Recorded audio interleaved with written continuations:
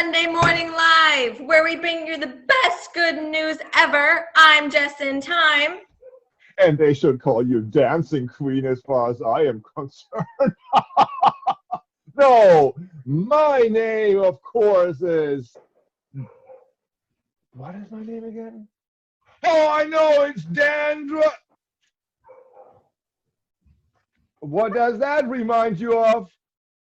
Dan, what's in your hat this week? Are those Look at all leaves? those things that were in my hat. Leaves? Leaves! It's all leaves and beautiful leaves to start. Oh, well, look at this. All kinds of color in one leaf. Whoa! They are beautiful. And why would I have leaves in my hat today? Doesn't it make any sense? It's spring out there? It's winter? No, what is it out there? It's fall out there. You know, I had my hat. Actually, this was not true, Dan Druff. I had my hat sitting outside all week, and it was full of leaves, and I didn't even see it. You know why? Oh my goodness, that's just crazy. Because I could have. I'm so glad I didn't have any mice and rats in my hat, because that could have happened also. Not that we have mice or rats, don't you think that?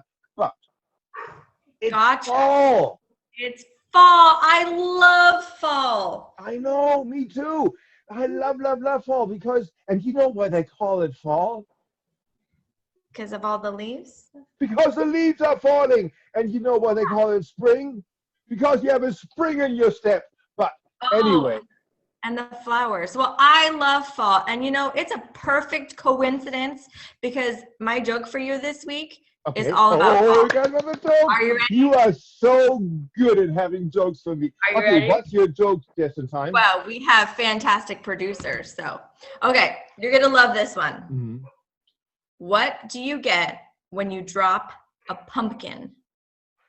Oh, that's easy. A bouncy ball? No, wait. It wouldn't bounce. When you drop a pumpkin, actually, that happened to me, and it was like a split pumpkin? Hmm? Or is it a pumpkin with a crack? No. Can you tell me? I don't know. All right. Those were good guesses. When you drop a pumpkin, you get squash. Oh! You know, I have to say, Campaign, you know, your predecessor didn't have as good a kind of joke as you do. I mean, your jokes are so funny because it squashes all over and it's squashed. That is so funny. And here's a funny thing. I have a joke too. And mine, what a coincidence, also is kind of like yours. Who helps the little pumpkins cross the street? Huh. I don't know. You got me. Who? It's the crossing board. That's a good one. Oh, it is a good one. That's a good one. Oh, Yeah. You know, you're kind of my hero. That's too fun. Whoa. Am I blushing? A little bit. Mm-hmm. Even my dog is blushing, who's sitting right there and who can actually hear me, but she's blushing anyway. I don't know why. Oh, thank you so much for saying that. And you know, that is a third coincidence today because we actually, in the story that we're going to do, we talk about heroes. We are talking about how you can be a hero just by showing integrity. If you're really honest, if you're always honest, always telling the truth, that's how you can be a hero. And that's what we're going to talk about today. Oh, I love this month's theme because it is so important to tell the truth. Isn't it? It's not easy sometimes, I think, but it's not easy. I mean, like with me, I was late yesterday. I was not just in time, but I was honest and I'm here today. And I thank you so much for that. It's really hard, you know, being truthful is very important, and it's really hard to trust people when they don't tell the truth. It is hard. Anyway, You know what, Jess and Time? I know that you were a little late yesterday, but that's totally okay because you are still my hero also. So we're both each other's hero. That's so cool. Anyway, I wanted to tell you that we are going to now watch this great story, and next week we're gonna be back. Hey, wait. Are you gonna be back? I'm going to be back. Are you going to be back? Oh, of course I'm gonna be back. This is one of my favorite times of the week. And let's see what a producer produces next time. Awesome. Anyway, so you have a great rest of the day. Kids, you have a great rest of the day. And we'll see you back next week with Monday Morning Live. I'm Jess in Time. We'll see you next week. Bye. Bye. Oh, I can't stop.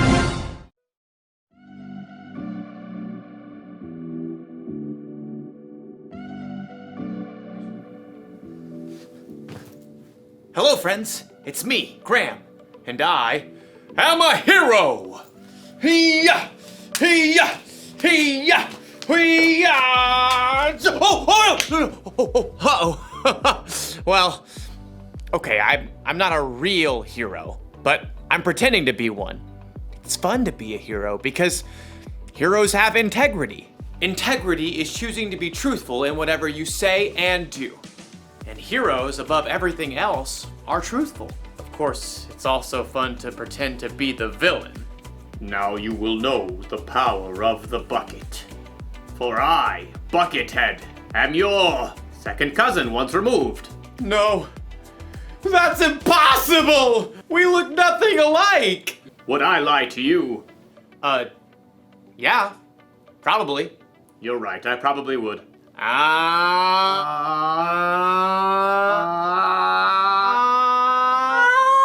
The good thing about pretending to be the bad guy is that I can stop pretending anytime I want.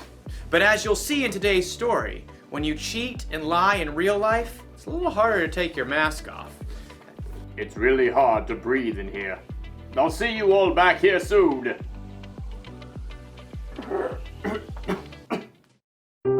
The Bible. It's 66 books of history, stories, letters, and poetry that fit together to form God's one big story. The epic adventure of how He created us and loves us so much that He made a way to rescue us. As we travel through the Bible, from Genesis to Revelation, we discover people who met God and found their lives changed forever.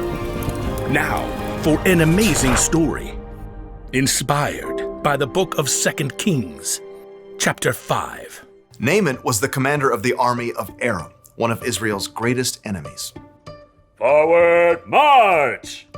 Though Naaman was a wealthy man, he had one problem that no doctor could solve. He had a terrible skin disease. Make it go away. Then Naaman heard news of a prophet in Israel, Elisha, who might be able to help. But instead of going straight to Elisha, Naaman took rich gifts to the king of Israel, along with a letter from the king of his own land explaining how important he was. The king of Israel frowned as he read the letter from his enemy, the king of Aram. I am sending my servant Naaman to you with this letter. I want you to heal him of his skin disease. What? No! I'm not God. Your king is trying to pick a fight with me. But I just Not listening. La, la, la, la. The king of Israel made such a fuss that Elisha heard the news and sent a messenger. It was probably his trusted servant, Gehazi. I'm a good guy. Trust me. Gehazi took Elisha's message to the king. Elisha says tell the man to come to me. Gehazi raced back home to help Elisha prepare for the important visitor. And sure enough, the king of Israel sent Naaman straight to their doorstep. Gehazi peeked out the window. Look how low the chariot is riding. What's in the back? Embroidered robes and bags of something? Gehazi? Hurry up. You gotta look good for this guy. I'll get you your best robe. Nope. You're not wearing the robe? I'm not going out. Not going out? No, you are. My robe? What's wrong with your robe? It's old. It's not even a decent name brand like Melchizedek or Queen Jezebel. Elisha sent his servant out the door with a message for Naaman. Are you the prophet? No. But let me just say that is one excellent chariot. I see you got the golden hubcap. Where's Elisha? He says, go, wash yourself in the Jordan River 7 times. Then your skin will be healed. You will be pure and clean again. I thought Elisha would come out himself. I know, right? Look, can't he just say some words and wave his hand and, make me better? That's what I was thinking too. And the Jordan River? I mean, it's full of muck and tadpoles and... forget it. Naaman tore off, angry, but his servants convinced him to follow Elisha's instructions. Naaman dipped 7 times in the murky Jordan River, and when he rose from the water on his 7th time, What? his skin was perfectly clean. He was healed. Unbelievable. Naaman raced back to Elisha's home. This time, the prophet came outside along with Gehazi. Naaman marveled at his unmarked arms and hands.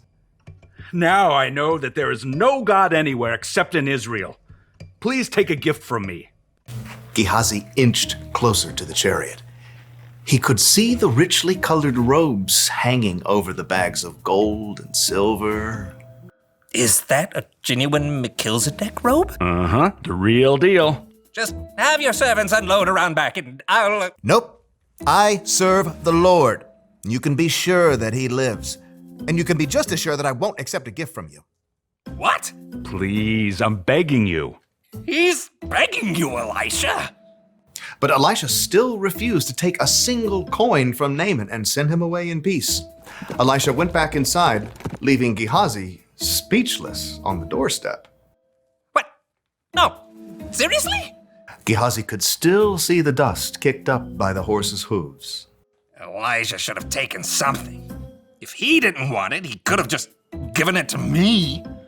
With that, Gehazi took off running down the road. His arms pumped and his sandals flapped as he crested the hill and came up alongside the chariot. Naaman pulled it to a halt. Is everything all right? It's fine.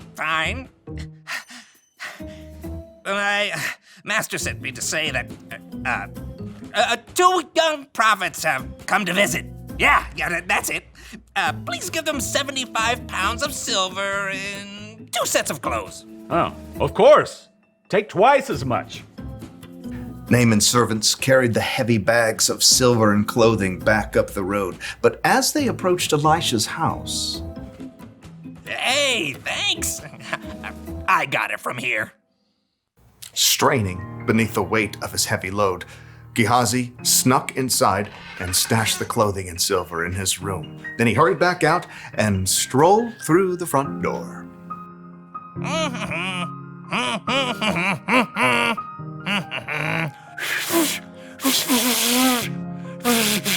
Can't whistle.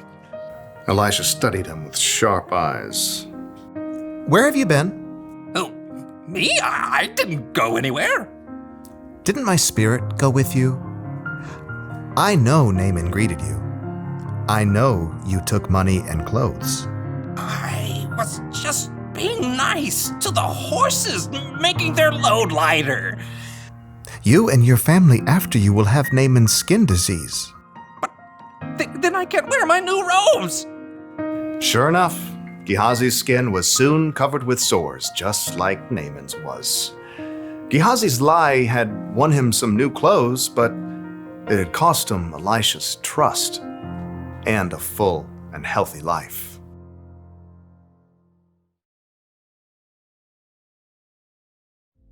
Elisha's servant Gehazi told some lies, didn't he?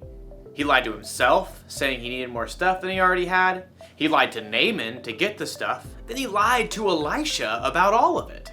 Maybe Gehazi wasn't a bad guy, but would you be able to trust somebody like that? Never! What if someone lied to you? What if they said they were going to keep a secret, but they let it slip out? Or if they said they'd do one thing, but then did something else instead? Do you still trust them? Oh no! It's harder to trust people after they've let you down, right? Correct! It works the same way when we're the ones who tell the lie or don't do what we say we'll do. it can make us come across as the villain. So here's the one very important thing to remember.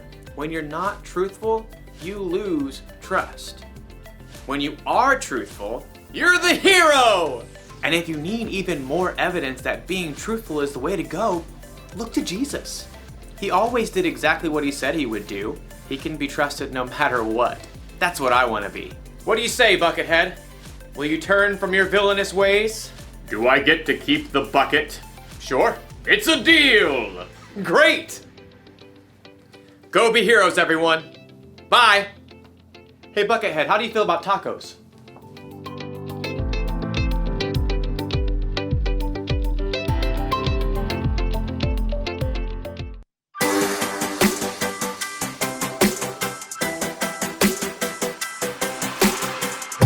Before the day I took a breath, you had a plan for my every step.